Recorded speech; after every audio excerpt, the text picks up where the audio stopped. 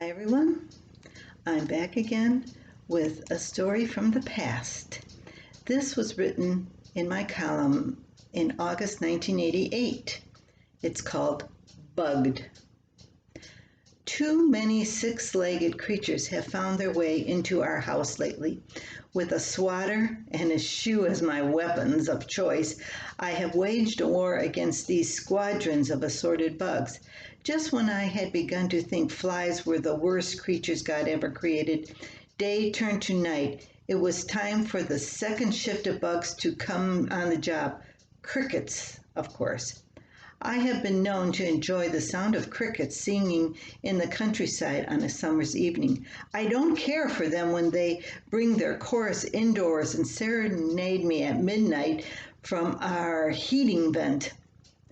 It took me 2 hours to find and squash one particular loud songster last night. Since I bristle every time I discover any insects in the kitchen near food, why was I out in the backyard helping Russell catch ants for his bedroom? Like most 8-year-olds, Russell is curious about anything that is creepy and crawly. To humor and to educate him, and to tease me, my sister gave him an ant farm. Since ants didn't come with the store-bought science project, Russell wanted to send $1 to the address on the package for a half dozen of the picnic pests. But Russell, I said, why send out for out-of-state ants when we have millions right outside our back door? I'll take you ant hunting right after lunch. Have you ever tried to catch an ant? I thought it would be easy, but let me tell you it isn't.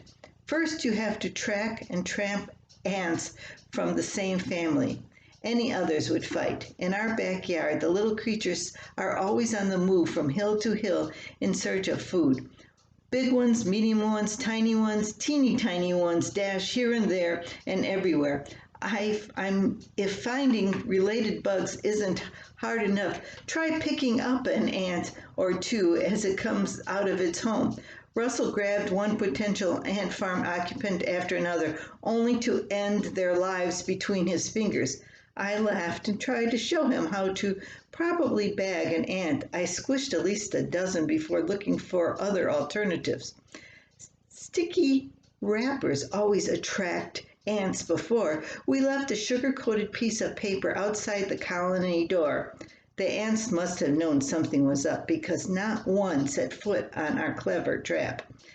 Digging was our next alternative. Russell went to work with a spoon. Do you know how far underground ants live? Russell ended up with one bent spoon and no ants.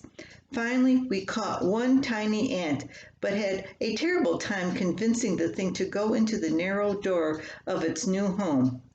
I gave up the hunt after accidentally squishing it too. Today I promised Russell to fill the ant farm one way or another. Maybe I should relent and send out for the out-of-state inmates. Then again, maybe I should ask my sister to exchange the ant farm for her other gift suggestion, a set of drums. Luckily, we never did get the drums set here. I think that would have really driven me crazy. And we never did have good luck with the ant farm either. If we caught some and had them for a couple days, that's all. They either escaped or died.